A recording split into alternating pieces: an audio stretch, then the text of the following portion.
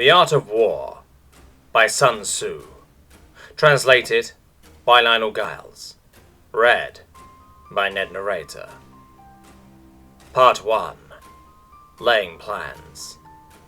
Sun Tzu said, "The art of war is of vital importance to the state. It is a matter of life and death, a road either to safety or to ruin. Hence it is a subject of inquiry which can on no account be neglected." The art of war, then, is governed by 5 constant factors to be taken into account in one's deliberations, when seeking to determine the conditions obtaining in the field. These are 1. The moral law, 2. Heaven, 3. Earth, 4. The commander, and 5. Method and discipline. The moral law causes the people to be in complete accord with their ruler, so that they will follow him regardless of their lives, undismayed by any danger. Heaven signifies night and day, cold and heat, times and seasons. Earth compromises distances, great and small, danger and security, open ground and narrow passes, the chances of life and death. The commander stands for the virtues of wisdom, sincerely, benevolence, courage, and strictness. 10. By method and discipline are to be understood the marshalling of the army in its proper subdivisions, the graduations of rank among the officers, the maintenance of roads by which supplies may reach the army, and the control of military expenditure. These 5 heads should be familiar to every general. He who knows them will be victorious. He who knows them will not fail. Therefore, in your deliberations, when seeking to determine the military conditions, let them be made the basis of a comparison in this wise. 1.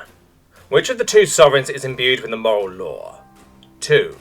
Which of the 2 generals has the most ability? 3. With whom lie the advantages derived from heaven and earth? 4. On which side is discipline most rigorously enforced? 5. Which army is stronger?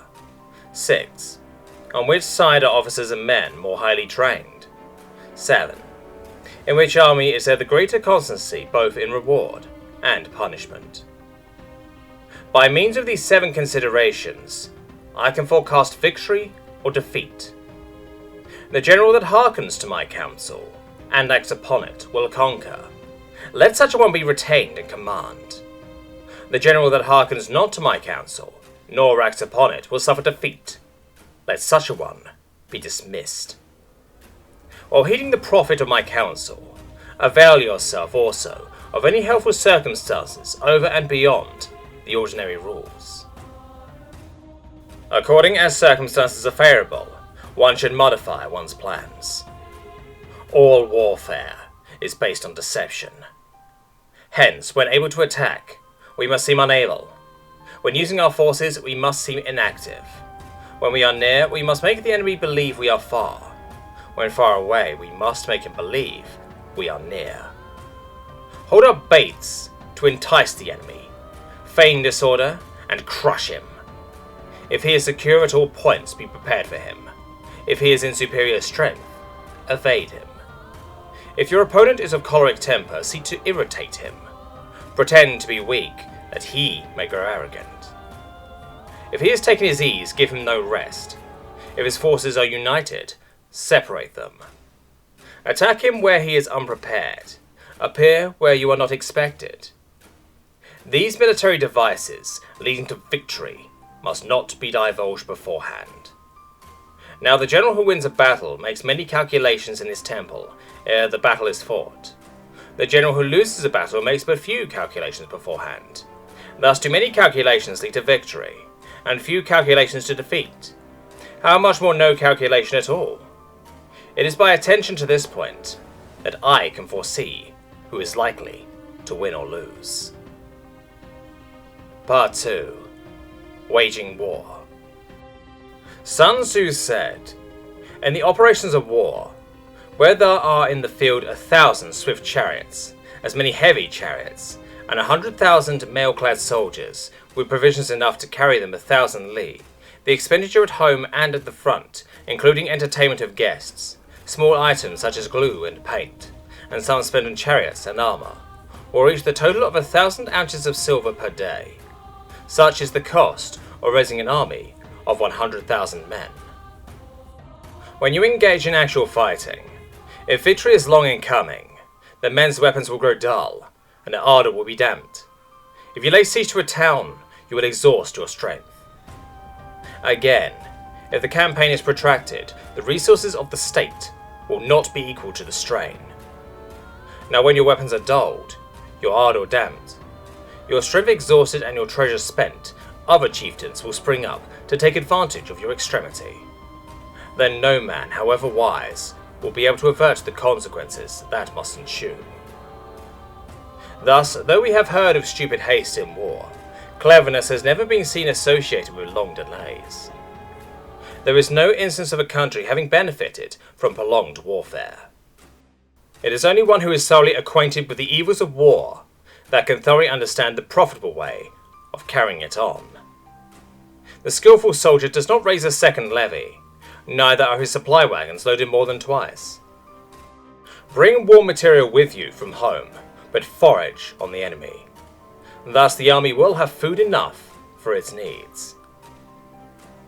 Poverty of the state exchequer causes an army to be maintained by contributions from a distance. Contributing to maintain an army at a distance causes the people to be impoverished. On the other hand, the proximity of an army causes prices to go up, and high prices cause the people's substance to be drained away. When their substance is drained away, the peasantry will be afflicted by heavy exactions. With the loss of substance and the exhaustion of strength, the homes of the people will be stripped bare, and 3/10 of their income will be dissipated, while government expenses for broken chariots, worn-out horses, breastplates and helmets, bows and arrows, spears and shields, protective mantles, draught oxen and heavy wagons will amount to 4/10 of its total revenue. Hence a wise general makes a point of foraging on the enemy. 1 carload of the enemy's provisions is equivalent to 20 of one's own, and likewise a single pickle of his provender is equivalent to 20 from one's own store. Now in order to kill the enemy, our men must be roused to anger. That there may be advantage from defeating the enemy, they must have their rewards. Therefore in chariot fighting, when 10 or more chariots have been taken, those should be rewarded who took the first. Our own flags should be substituted for those of the enemy, and the chariots mingled and used in conjunction with ours. The captured soldiers should be kindly treated and kept. This is called using the conquered foe to augment one's own strength. In war then, let your great object be victory, not lengthy campaigns. Thus it may be known that the leader of armies is the arbiter of the people's fate, the man on whom it depends whether the nation shall be in peace or in peril. Part 3. Attack by Stratagem. Sun Tzu said, "In the practical art of war, the best thing of all is to take the enemy's country whole and intact. To shatter and destroy it is not so good. So too, it is better to recapture an army entire than to destroy it. To capture a regiment, a detachment, or a company entire than to destroy them." Hence, to fight and conquer in all your battles is not supreme excellence. Supreme excellence consists in breaking the enemy's resistance without fighting. Thus, the highest form of generalship is to balk the enemy's plans. The next best is to prevent the junction of the enemy's forces. The next in order is to attack the enemy's army in the field, and the worst policy of all is to besiege walled cities. The rule is not to besiege walled cities if it can possibly be avoided.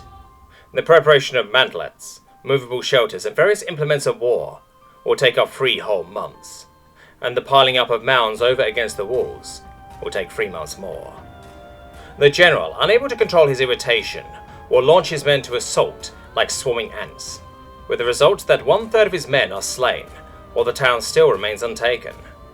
Such are the disastrous effects of a siege. Therefore the skillful leader subdues the enemy's troops without any fighting. He captures their cities without laying siege to them. He overthrows their kingdom without lengthy operations in the field. With his forces intact, he will dispute the mastery of the empire, and thus, without losing a man, his triumph will be complete. This is the method of attacking by stratagem. It is the rule in war, if our forces are 10 to the enemy's 1, to surround him, if 5 to 1 to attack him, if twice as numerous, to divide our army into 2. If equally matched, we can offer battle. If slightly inferior in numbers, we can avoid the enemy. If quite unequal in every way, we can flee from him. Hence, for an obstinate fight may be made by a small force, in the end it must be captured by the larger force. Now the general is the bulwark of the state. If the bulwark is complete at all points, the state will be strong. If the bulwark is defective, the state will be weak. There are 3 ways in which a ruler can bring misfortune upon his army. 1. By commanding the army to advance or to retreat, being ignorant of the fact that it cannot obey. This is called hobbling the army. 2. By attempting to govern an army in the same way as he administers a kingdom, being ignorant of the conditions which attain in an army. This causes restlessness in the soldiers' minds. 3. By employing the officers of his army without discrimination, through ignorance of the military principle of adaptation to circumstances. This shakes the confidence of the soldiers. But when the army is restless and distrustful, trouble is sure to come from the other feudal princes. This is simply bringing anarchy into the army and flinging victory away. Thus we may know that there are 5 essentials for victory. 1. He will win who knows when to fight and when not to fight. 2. He will win who knows how to handle both superior and inferior forces. 3. He will win whose army is animated by the same spirit throughout all its ranks. 4. He will win who, prepared himself, waits to take the enemy unprepared. 5. He will win who has military capacity and is not interfered with by the sovereign. Hence the saying, if you know the enemy and know yourself, you need not fear the result of 100 battles. If you know yourself and know the enemy, for every victory gained, you will also suffer a defeat. If you know neither the enemy nor yourself, you will succumb in every battle. Part 4. Tactical Dispositions. Sun Tzu said, the good fighters of old first put themselves beyond the possibility of defeat, and then waited for an opportunity of defeating the enemy. To secure ourselves against defeat lies in our own hands, but the opportunity of defeating the enemy is provided by the enemy himself. Thus the good fighter is able to secure himself against defeat, but cannot make certain of defeating the enemy. Hence the saying, one may know how to conquer without being able to do it. Security against defeat implies defensive tactics. Ability to defeat the enemy means taking the offensive. Standing on the defensive indicates insufficient strength, attacking a superabundance of strength. The general who is skilled in defense hides in the most secret recesses of the earth. He who is skilled in attack flashes forth from the topmost heights of heaven. Thus, on the one hand, we have the ability to protect ourselves. On the other, a victory that is complete. To see victory only when it is within the ken of the common herd is not the aim of success. Neither is it the aim of excellence if you fight and conquer, and the whole empire says, well done. To lift an autumn hair is no sign of great strength. To see the sun and moon is no sign of sharp sight. To hear the noise of thunder is no sign of a quick ear. While the ancients called a clever fighter is one who not only wins, but excels in winning with ease. Hence his victories bring him neither reputation for wisdom, nor credit for courage. He wins his battles by making no mistakes. Making no mistakes is what establishes the certainty of victory, for it means conquering an enemy that is already defeated. Hence the skillful fighter puts himself into a position which makes defeat impossible, and does not miss the moment for defeating the enemy. Thus it is that in war the victorious strategist only seeks battle after the victory has been won, whereas he who is destined to defeat first fights and afterwards looks for victory. The consummate leader cultivates the moral law, and strictly adheres to method and discipline. Thus, it is in his power to control success. In respect to military method, we have firstly, measurement. Secondly, estimation of quantity. Thirdly, calculation. Fourthly, balancing of chances. Fifthly, Victory.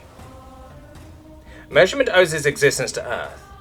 Estimation of quantity to measurement. Calculation to estimation of quantity. Balancing of chances to calculation. And victory to balancing of chances. A victorious army opposed to a routed one is as a pound's weight placed in the scale against a single grain. The onrush of a conquering force is like the bursting of pent-up waters into a chasm 1,000 fathoms deep. Part 5. Energy. Sun Tzu said, "The control of a large force is the same principle as the control of a few men. It is merely a question of dividing up their numbers." Fighting with a large army under your command is nowise different from fighting with a small one. It is merely a question of instituting signs and signals. To ensure that your whole host may withstand the brunt of the enemy's attack and remain unshaken, this is effected by maneuvers direct and indirect. That the impact of your army may be like a grindstone dashed against an egg, this is effected by the signs of weak points and strong. In all fighting, the direct method may be used for joining battle, but indirect methods will be needed in order to secure victory. Indirect tactics, efficiently applied, are inexhaustible as heaven and earth, unending as the flow of rivers and streams. Like the sun and moon, they end but to begin anew. Like the 4 seasons, they pass away to return once more. There are not more than 5 musical notes, yet the combination of these 5 give rise to more melodies than can ever be heard. There are not more than 5 primary colours, blue, yellow, red, white and black, yet in combination they produce more hues than can ever be seen. There are not more than 5 cardinal tastes, sour, acrid, salt, sweet, bitter, yet combinations of them yield more flavours than can ever be tasted. In battle there are not more than 2 methods of attack, the direct and the indirect, yet these 2 in combination give rise to an endless series of manoeuvres. The direct and indirect lead on to each other in turn. It is like moving in a circle, you never come to an end. Who can exhaust the possibilities of their combination? The onset of troops is like the rush of a torrent, which will even roll stones along in its course. The quality of decision is like the well-timed swoop of a falcon, which enables it to strike and destroy its victim. Therefore the good fighter will be terrible in his onset, and prompt in his decision. Energy may be likened to the bending of a crossbow, decision to the releasing of a trigger. Amid the turmoil and tumult of battle, there may be seeming disorder, and yet no real disorder at all. Amid confusion and chaos, your array may be without head or tail, yet it will be proof against defeat. Simulated disorder postulates perfect discipline. Simulated fear postulates courage. Simulated weakness postulates strength. Hiding order beneath the cloak of disorder is simply a question of subdivision. Concealing courage under a show of timidity presupposes a fund of latent energy. Masking strength with weakness is to be affected by tactical dispositions. Thus, one who is skillful at keeping the enemy on the move maintains deceitful appearances, according to which the enemy will act. He sacrifices something that the enemy may snatch at it. By holding out baits, he keeps him on the march. Then, with a body of picked men, he lies in wait for him. The clever combatant looks to the effect of combined energy, and does not require too much from individuals. Hence his ability to pick out the right men and utilize combined energy. When he uses combined energy, his fighting men become as it were like unto rolling logs or stones. For it is the nature of a log or stone to remain motionless on level ground, and to move when on a slope, if four-cornered, to come to a standstill, but if round-shaped, to go rolling down. Thus the energy developed by good fighting men is as the momentum of a round stone rolled down a mountain thousands of feet in height. So much on the subject of energy. Part 6. Weak points and strong. Sun Tzu said, "Whoever is first in the field and awaits the coming of the enemy will be fresh for the fight. Whoever is second in the field and has to hasten to battle will arrive exhausted." Therefore the clever combatant imposes his will on the enemy, but does not allow the enemy's will to be imposed on him. By holding out advantages to him, he can cause the enemy to approach of his own accord, or by inflicting damage, he can make it impossible for for the enemy to draw near. If the enemy has taken his ease, he can harass him. If well supplied with food, he can starve him out. If quietly encamped, he can force him to move. Appear at points which the enemy must hasten to defend. March swiftly to places where you are not expected. An army may march great distances without distress, if it marches through country where the enemy is not. You can be sure of succeeding in your attacks if you only attack places which are undefended. You can ensure the safety of your defense if you only hold positions that cannot be attacked. Hence the general is skillful in attack whose opponent does not know what to defend, and he is skillful in defense whose opponent does not know what to attack. O divine art of subtlety and secrecy! Through you, we learn to be invisible, through you inaudible, and hence we can hold the enemy's fate in our hands. You may advance and be absolutely irresistible if you make for the enemy's weak points. You may retire and be safe from pursuit if your movements are more rapid than those of the enemy. If we wish to fight, the enemy can be forced to an engagement, even though he be sheltered behind a high rampart in a deep ditch. All we need do is attack some other place that he will be obligated to relieve. If we do not wish to fight, we can prevent the enemy from engaging us, even though the lines of our encampment be merely traced out on the ground.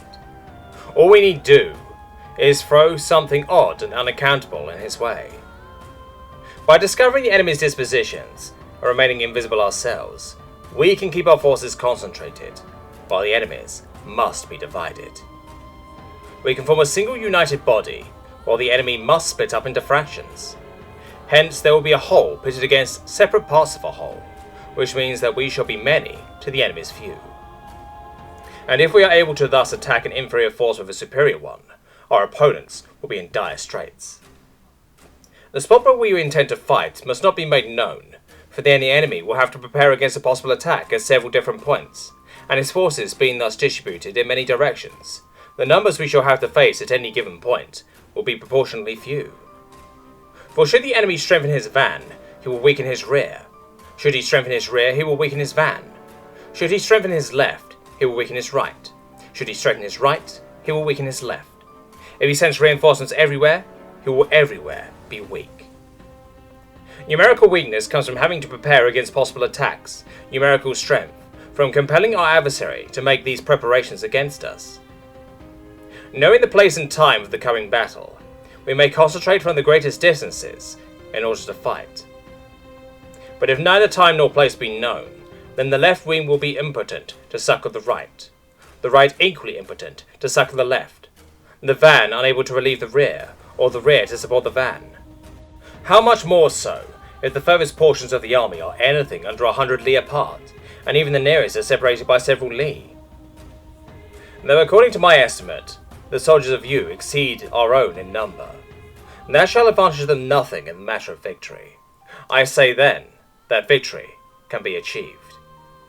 Though the enemy be stronger in numbers, we may prevent him from fighting. Schemes was to discover his plans and the likelihood of their success. Rouse him, and then the principle of his activity or inactivity.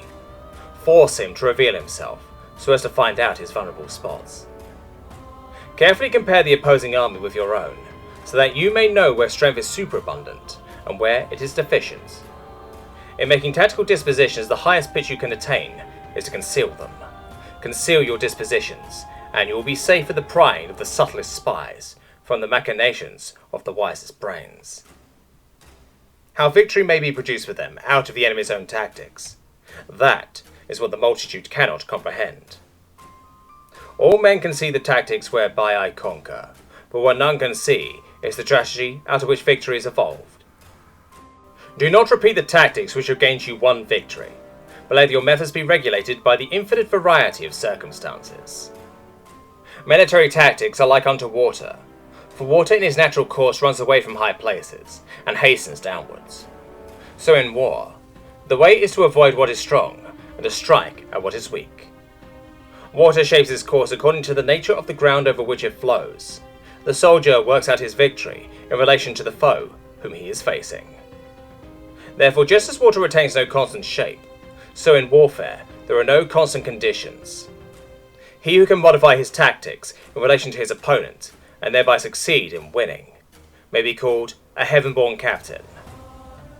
The 5 elements, water, fire, wood, metal, earth, are not always equally predominant. The 4 seasons make way for each other in turn. There are short days and long. The moon has its periods of waning and waxing. Part 7. Maneuvering.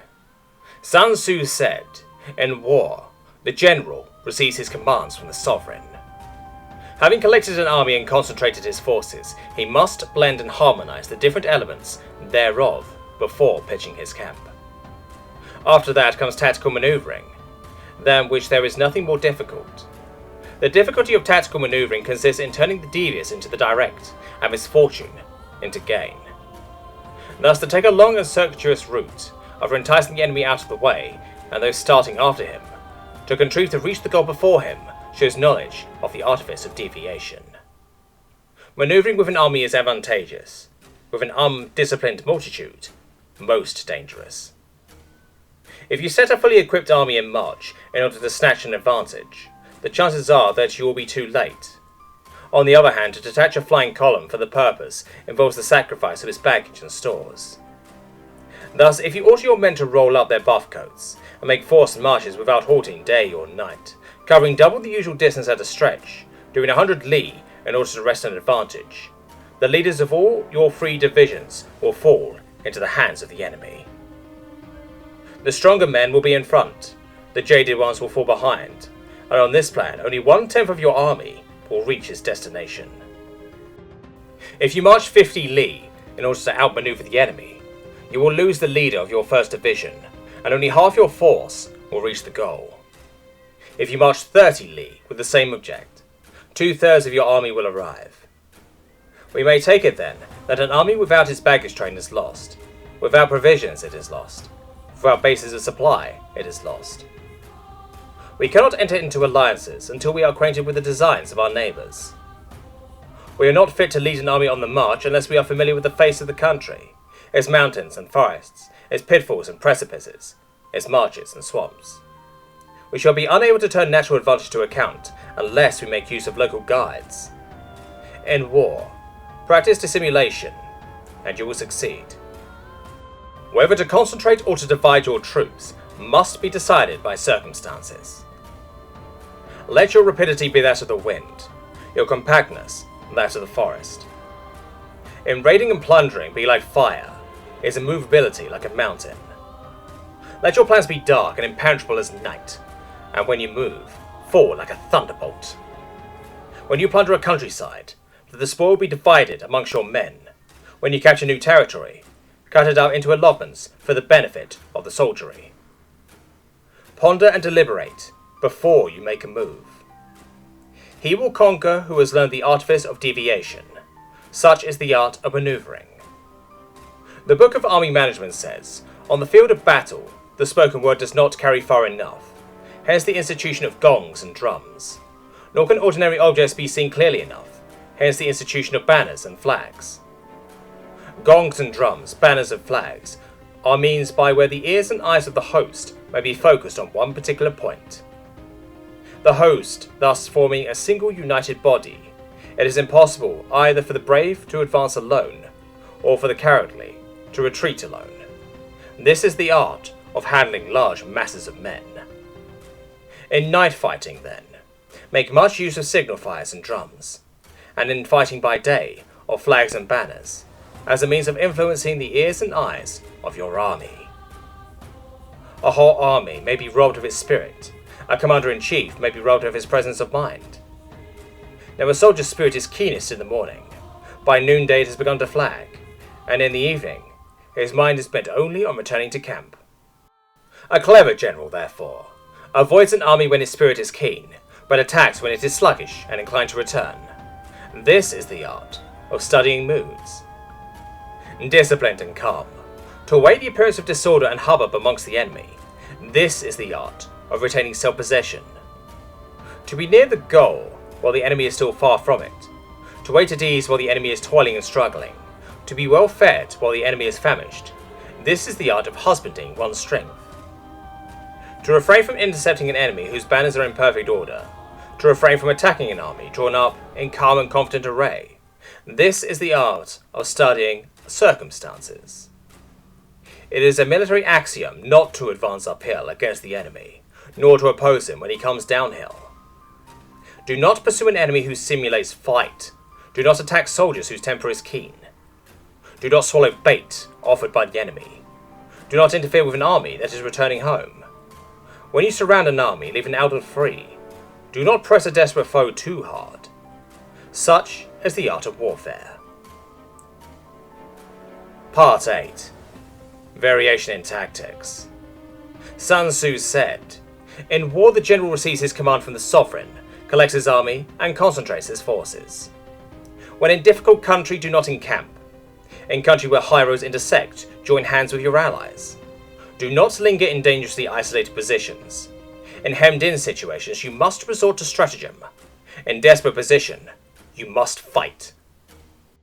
There are roads which must not be followed, armies which must not be attacked, towns which must be besieged, positions which must not be contested, commands of the sovereign which must not be obeyed. The general who thoroughly understands the advantages that accompany variation of tactics knows how to handle his troops. The general who does not understand these may be well acquainted with the configuration of the country, yet he will not be able to turn his knowledge to practical account. So the student of war, who is unversed in the art of war, or varying his plans, even though he be acquainted with the 5 advantages, will fail to make the best use of his men. Hence, in the wise leader's plans, considerations of advantage and of disadvantage will be blended together. If our expectation of advantage be tempered in this way, we may succeed in accomplishing the essential part of our schemes. If, on the other hand, in the midst of difficulties we are always ready to seize an advantage, we may extricate ourselves from misfortune. Reduce the hostile chiefs by inflicting damage with them, and make trouble for them, and keep them constantly engaged. Hold out spacious allurements, and make them rush to any given point. The art of war teaches us to rely not on the likelihood of the enemy's not coming, but on our own readiness to receive him, not on the chance of his not attacking, but rather on the fact that we have made our position unassailable. There are 5 dangerous faults which may affect a general. 1. Recklessness, which leads to destruction. 2. Cowardice, which leads to capture. 3. A hasty temper, which can be provoked by insults. 4. A delicacy of honour, which is sensitive to shame. 5. Over-solicitude for his men, which exposes him to worry and trouble. These are the 5 besetting sins of a general, ruinous to the conduct of war. When an army is overthrown and its leader slain, the cause will surely be found among these 5 dangerous faults. Let them be a subject of meditation. Part 9. The Army on the March. Sun Tzu said, "We come now to the question of encamping the army and observing signs of the enemy. Pass quickly over mountains and keep in the neighbourhood of valleys. Camp in high places facing the sun. Do not climb heights in order to fight. So much for mountain warfare. After crossing a river, you should get far away from it. When an invading force crosses a river in its onward march, do not advance to meet it in midstream. It would be best to let half the army get across, and then deliver your attack. If you are anxious to fight, you should not go to meet the invader near a river, which he has to cross. Moor your craft higher up than the enemy and facing the sun. Do not move upstream to meet the enemy. So much for river warfare. In crossing salt marshes, your sole concern should be get over them quickly, without any delay. If forced to fight in a salt marsh, you should have water and grass near you, and get your back to a clump of trees. So much for operations in salt marshes.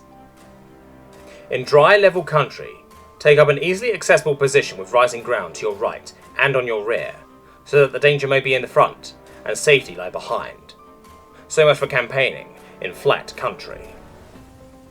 These are the 4 useful branches of military knowledge which enable the Yellow Emperor to vanquish 4 several sovereigns. All armies prefer high ground to low and sunny dark places to dark. If you are careful of your men and camp on hard ground, the army will be free from disease of every kind, and this will spell victory. When you come to a hill or bank, occupy the sunny side with the slope on your right rear. Thus you will at once act for the benefit of your soldiers and utilize the natural advantages of the ground. When, in consequence of heavy rains up country, a river which you wish to ford is swollen and flecked with foam, you must wait until it subsides. Country in which there are precipitous cliffs with torrents running between, deep natural hollows, confined places, tangled thickets, quagmires and crevices, should be left with all possible speed and not approached. While we keep away from such places, we should get the enemy to approach them. While we face them, we should let the enemy have them on his rear. If in the neighbourhood of your camp there should be any hilly country, ponds surrounded by aquatic grass, hollow basins filled with reeds, or woods with thick undergrowth, they must be carefully routed out and searched, for these are places where men in ambush or insidious spies are likely to be lurking. When the enemy is close at hand and remains quiet, he is relying on the natural strength of his position. When he keeps aloof and tries to provoke a battle, he is anxious for the other side to advance. If his place of encampment is easy of access, he is tendering a bait. Movement among the trees of a forest shows that the enemy is advancing. The appearance of a number of screens in the midst of thick grass means that the enemy wants to make us suspicious. The rising of birds in their flight is a sign of an ambuscade. Startled beasts indicate that a sudden attack is coming. When there is dust rising in a high column, it is a sign of chariots advancing. When the dust is low but spread over a wide area, it betokens the approach of infantry. When it branches out in different directions, it shows that parties have been sent to collect firewood. A few clouds of dust moving to and fro signify that the army is encamping. Humble words and increased preparations are signs that the enemy is about to advance. Violent language and driving forward as if to attack are signs that he will retreat. When the light chariots come out first and take up a position on the wings, it is a sign that the enemy is forming for battle. Peace proposals unaccompanied by a sworn covenant indicate a plot. When there is much running about and the soldiers fall into rank, it means that the critical moment has come. When some are seen advancing and some retreating, it is a lure. When the soldiers stand leaning on their spears, they are faint from want of food. If those who are sent to draw water begin by drinking themselves, the army is suffering from thirst. If the enemy sees an advantage to be gained and makes no effort to secure it, the soldiers are exhausted. If birds gather on any spot, it is unoccupied. Clamour by night betokens unnervousness. If there is disturbance in the camp, the general's authority is weak. If the banners and flags are shifted about, sedition is afoot. If the officers are angry, it means that the men are weary. When an army feeds its horses with grain and kills its cattle for food, and when the men do not hang their cooking pots over the campfires, showing that they will not return to their tents, you may know that they are determined to fight to the death. The sight of men whispering together in small knots or speaking in subdued tones points to disaffection amongst the rank and file. Too frequent rewards signify that the enemy is at the end of his resources. Too many punishments betray a condition of dire distress. To begin by bluster, but afterwards to take fright at the enemy's numbers, shows a supreme lack of intelligence. When envoys are sent with compliments in their mouths, it is a sign that the enemy wishes for a truce. If the enemy's troops march up angrily and remain facing us for a long time without either joining battle or taking themselves off again, the situation is one that demands great vigilance and circumspection. If our troops are no more in number than the enemy, that is amply sufficient. It only means that no direct attack can be made. What we can do is simply to concentrate all of our available strength, keep a close watch on the enemy, and obtain reinforcements. He who exercises no forethought but makes light of his opponents is sure to be captured by them. If soldiers are punished before they have grown attached to you, they will not prove submissive, and unless submissive, then will be practically useless. If when the soldiers have become attached to you, punishments are not enforced, they will still be useless. Therefore, soldiers must be treated in the first instance with humanity, but kept under control by means of iron discipline.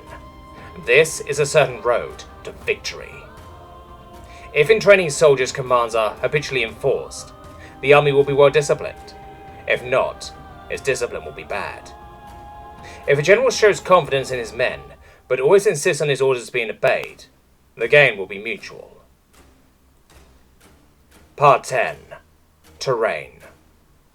Sun Tzu said, "We may distinguish 6 kinds of terrain, to wit: 1. Accessible ground. 2. Entangling ground. 3. Temporizing ground. 4. Narrow passes. 5. Precipitous heights. 6. Positions at a great distance from the enemy. Ground which can be freely traversed by both sides is called accessible. With regard to ground of this nature, be before the enemy in occupying the raised and sunny spots and carefully guard your line of supplies. Then you'll be able to fight with advantage. Ground which can be abandoned but is hard to reoccupy is called entangling. From a position of this sort, if the enemy is unprepared, you may sally forth and defeat him.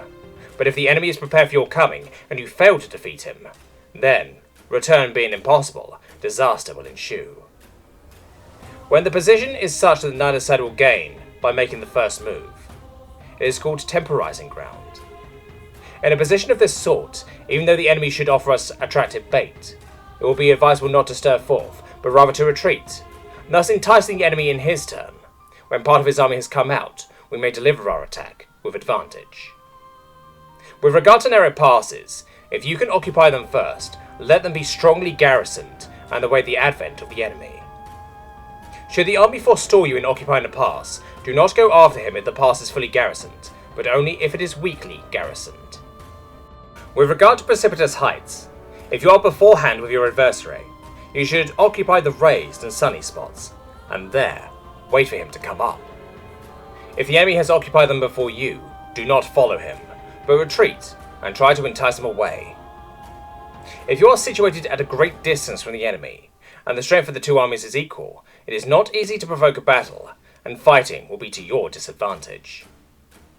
These 6 are the principles connected with Earth. The general who has attained a responsible post must be careful to study them. Now, an army is exposed to 6 several calamities, not arising from natural causes, but from faults for which the general is responsible. These are 1. Flight. 2. Insubordination. 3. Collapse. 4. Ruin. 5. Disorganization. 6. Rout. Other conditions being equal, if one force is held against another 10 times its size, the result will be the flight of the former. When the common soldiers are too strong and the officers too weak, the result is insubordination. When the officers are too strong and the common soldiers too weak, the result is collapse. When the higher officers are angry and insubordinate, and on meeting the enemy give battle on their own account from a feeling of resentment, before the commander-in-chief can tell whether or no he is in a position to fight, the result is ruin. When the general is weak and without authority, when his orders are not clear and distinct, when there are no fixed duties assigned to officers and men, and the ranks are formed in a slovenly, haphazard manner, the result is utter disorganization. When a general, unable to estimate the enemy's strength, allows an inferior force to engage a larger one, or holds a weak detachment against a powerful one, and neglects to place picked soldiers in the front rank, the result must be rout. There are 6 ways of courting defeat, which must be carefully noted by the general who has obtained a responsible post.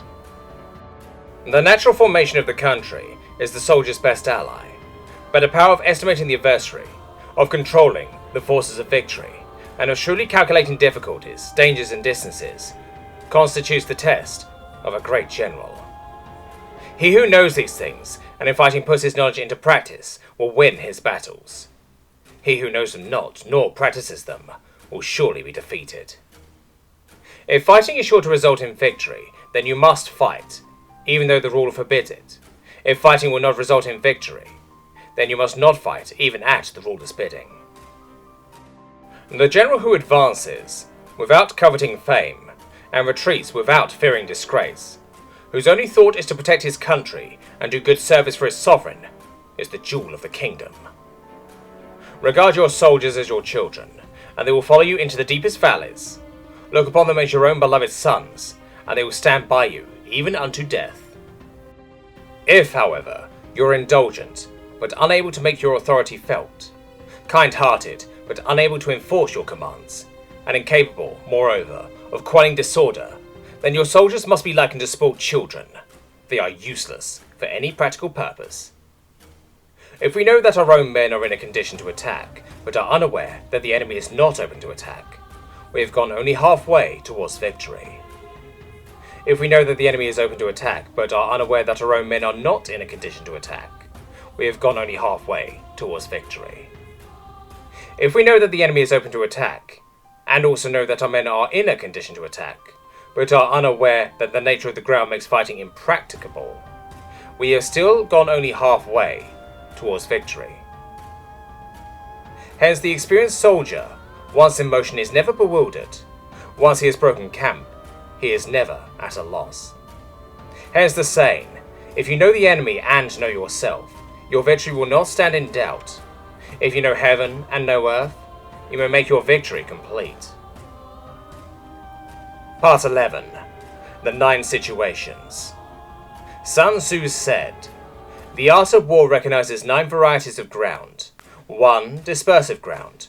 2. Facile ground. 3. Contentious ground. 4. Open ground. 5. Ground of intersecting highways. 6. Serious ground. 7. Difficult ground. 8. Hemmed-in ground. 9. Desperate ground." When the chieftain is fighting in his own territory, it is dispersive ground. When he has penetrated into hostile territory, but to no great distance, it is facile ground. Ground the possession of which imports great advantage to either side is contentious ground. Ground on which each side has liberty of movement is open ground. Ground which forms the key to free contiguous states, so that he who occupies it first has most of the empire at his command, is the ground of intersecting highways. When an army has penetrated into the heart of a hostile country, leaving a number of fortified cities in its rear, it is serious ground. Mountain forests, rugged steppes, marshes and fens, all country that is hard to traverse, this is difficult ground. Ground which is reached through narrow gorges, and from which we can only retire by tortuous paths, so that a small number of the enemy would suffice to crush a large body of our men, this is hemmed-in ground. Ground on which we can only be saved from destruction by fighting without delay is desperate ground. On dispersive ground, therefore, fight not. On facile ground, halt not. On contentious ground, attack not. On open ground, do not try to block the enemy's way. On the ground of intersecting highways, join hands with your allies. On serious ground, gather in plunder. In difficult ground, keep steady on the march. On hemmed-in ground, resort to stratagem. On desperate ground, fight. Those who were called skillful leaders of old knew how to drive a wedge between the enemy's front and rear, to prevent cooperation between his large and small divisions, to hinder the good troops from rescuing the bad, the officers from rallying their men. When the enemy's men were united, they managed to keep them in disorder. When it was to their advantage, they made a forward move. When otherwise, they stopped still. If asked how to cope with a great host of the enemy, in orderly array, and on the point of marching to the attack, I should say, begin by seizing something which your opponent holds dear. Then, he will be amenable to your will. Rapidity is the essence of war. Take advantage of the enemy's unreadiness. Make your way by unexpected routes, and attack unguarded spots. The following are the principles to be observed by an invading force. The further you penetrate into a country, the greater will be the solidarity of your troops, and thus the defenders will not prevail against you. Make forests in fertile country, in order to supply your army with food. Carefully study the well-being of your men, and do not overtax them. Concentrate your energy and hoard your strength. Keep your army continually on the move, and devise unfathomable plans. Throw your soldiers into positions whence there is no escape, and they will prefer death to flight. If they will face death, there is nothing they may not achieve. Officers and men alike will put forth their utmost strength. Soldiers, when in desperate straits, lose the sense of fear. If there is no place of refuge, they will stand firm. If they are in hostile country, they will show a stubborn front. If there is no help threat, they will fight hard. And thus, without waiting to be marshalled, the soldiers will be constantly on the qui-vive. Without waiting to be asked, they will do your will. Without restrictions, they will be faithful. Without giving orders, they can be trusted. Prohibit the taking of omens and do away with superstitious doubts. And then, until death itself comes, no calamity need be feared. If our soldiers are not overburdened with money, it is because they have a distaste for riches. If their lives are not unduly long, it is not because they are disinclined to longevity. On the day they are ordered out to battle, your soldiers may weep, those sitting up be wetting their garments, and those lying down letting the tears run down their cheeks. But let them once be brought to bay, and they will display the courage of a Chu or Kui. The skillful tactician may be likened to the Shaojuan. Now the Shaojuan is a snake that is found in the Xiong Mountains. Strike at his head, and you will be attacked by his tail. Strike at his tail, and you will be attacked by his head. Strike at his middle, and you will be attacked by head and tail both. Asked if an army can be made to imitate the Shaojuan, I should answer yes. For the men of Wu and the men of Yuo are enemies, yet if they are crossing a river in the same boat and are caught by a storm, they will come to each other's assistance, just as the left hand helps the right. Hence, it is not enough to put one's trust in the tethering of horses and the burying of chariot wheels in the ground. The principle on which to manage an army is to set up one standard of courage which all must reach. How to make the best of both strong and weak? That is a question involving the proper use of ground. Thus, the skillful general conducts his army just as though he were leading a single man, willy-nilly by the hand. It is the business of a general to be quiet and thus ensure secrecy, upright and just, and thus maintain order.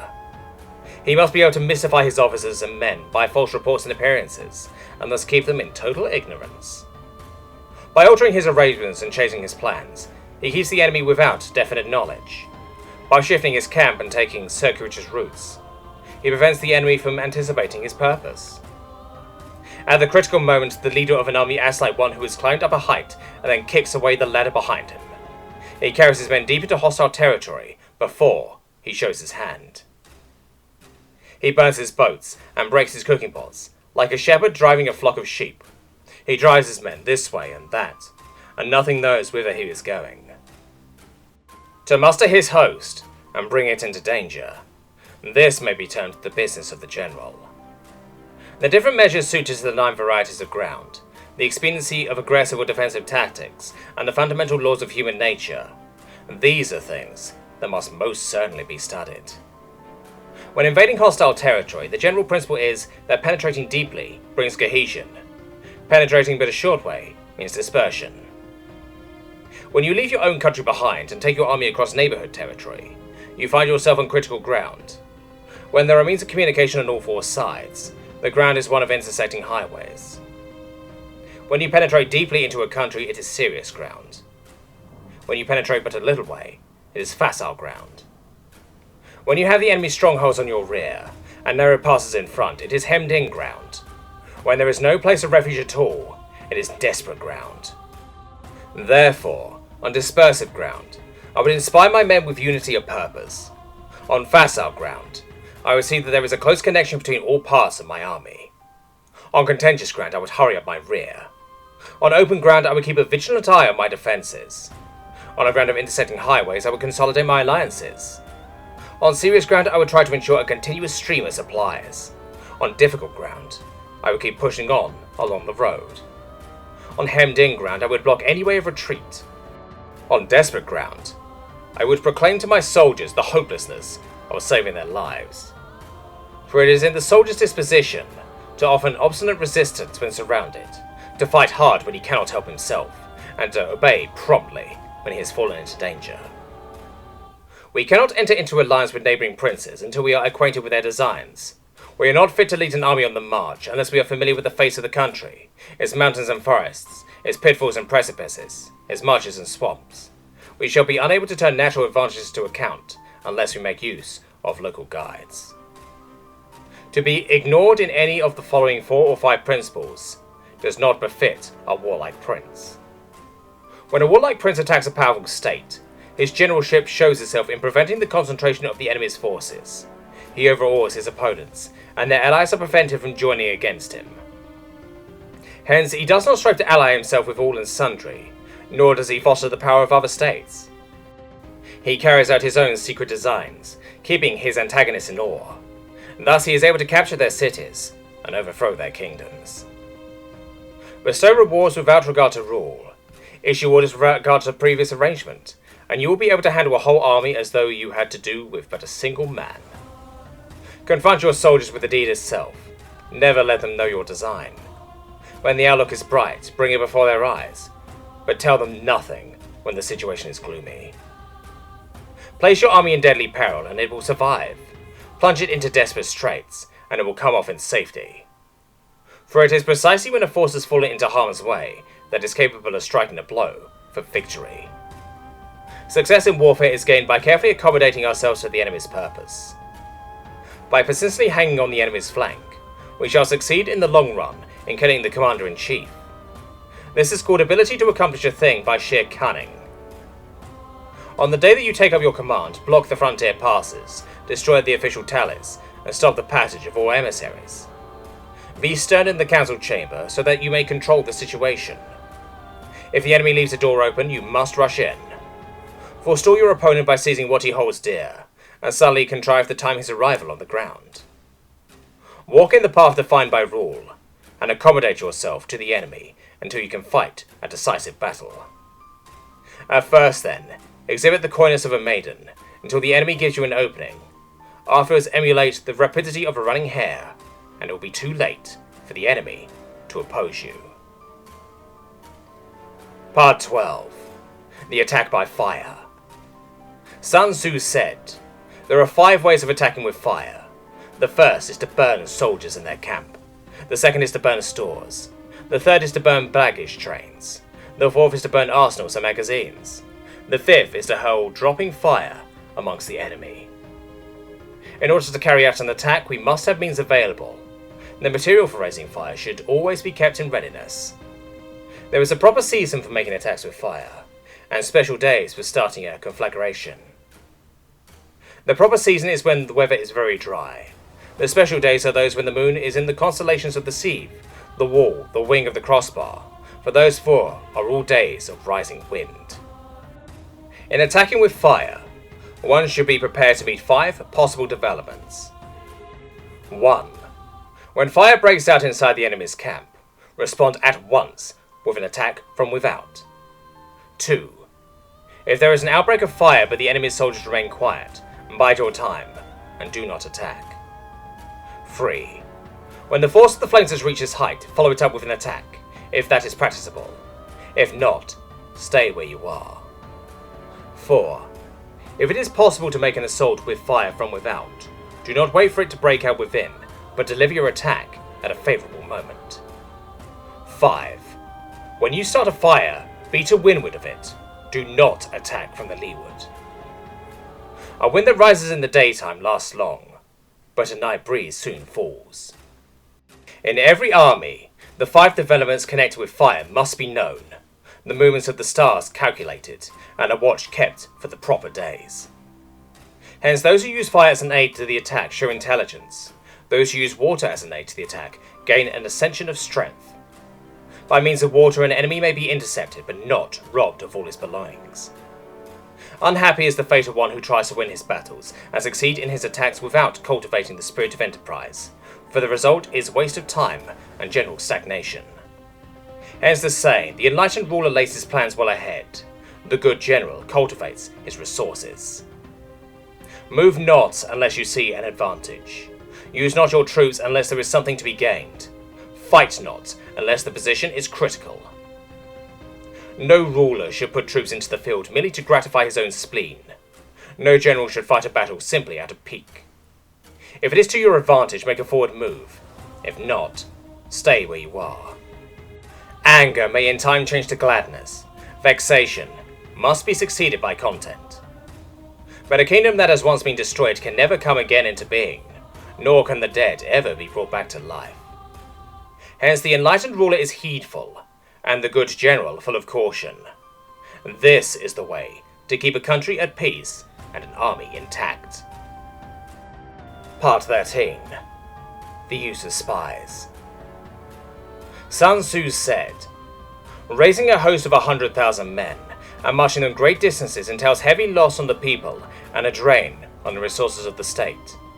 The daily expenditure will amount to 1,000 ounces of silver. There will be a commotion at home and abroad, and men will drop down exhausted on the highways. As many as 700,000 families will be impeded in their labour. Hostile armies may face each other for years, striving for the victory which is decided in a single day.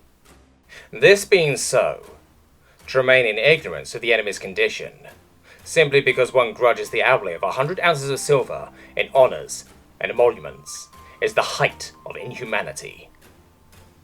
One who acts thus is no leader of men, no present held to his sovereign, no master of victory.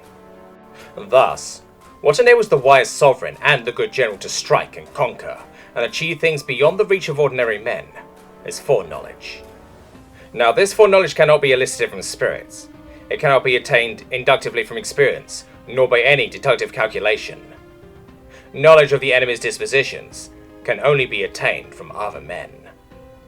Hence the use of spies, of whom there are 5 classes: 1. Local spies, 2. Inward spies, 3. Converted spies, 4. Doomed spies, and 5. Surviving spies. When these 5 kinds of spy are all at work, none can discover the secret system. This is called divine manipulation of the threads. It is the sovereign's most precious faculty. Having local spies means employing the services of the inhabitants of a district. Having inward spies, making use of officials of the enemy. Having converted spies, getting hold of the enemy's spies and using them for our own purposes. Having doomed spies, doing certain things openly for purposes of deception, and allowing our spies to know of them and report them to the enemy. Surviving spies, finally, are those who bring back news from the enemy's camp. Hence, it is that which none in the whole army are more intimate relations to be maintained than with spies. None should be more liberally rewarded. In no other business should greater secrecy be preserved. Spies cannot be usefully employed without a certain intuitive sagacity. They cannot be properly managed without benevolence and straightforwardness. Without subtle ingenuity of mind, one cannot make certain of the truth of their reports. Be subtle. Be subtle, and use your spies for every kind of business. If a secret piece of news is divulged by a spy before the time is ripe, he must be put to death, together with the man to whom the secret was told. Whether the object be to crush an army, to storm a city, or to assassinate an individual, it is always necessary to begin by finding out the names of the attendants, the aides de camp, and doorkeepers and sentries of the general in command. Our spies must be commissioned to ascertain these. The enemy's spies who have come to spy on us must be sought out, tempted with bribes, led away and comfortably housed. Thus, they will become converted spies and available for our service. It is through the information brought by the converted spy that we are able to acquire and employ local and inward spies. It is owing to his information again that we can cause the doomed spy to carry false tidings to the enemy. Lastly, it is by his information that the surviving spy can be used on appointed occasions. The end and aim of spying, in all its 5 varieties, is knowledge of the enemy, and this knowledge can only be derived, in the first instance, from the converted spy. Hence, it is essential that the converted spy be treated with the utmost liberality. Of old, the rise of the Yin dynasty was due to ICup, who had served under the Hixia. Likewise, the rise of the Chao dynasty was due to Liu Ya, who had served under the Yin. Hence, it is only the enlightened ruler and the wise general who will use the highest intelligence of the army for purposes of spying, and thereby they achieve great results. Spies are a most important element in warfare, because on them depends an army's ability to move. This is the end of The Art of War by Sun Tzu. Read by Net Narrator.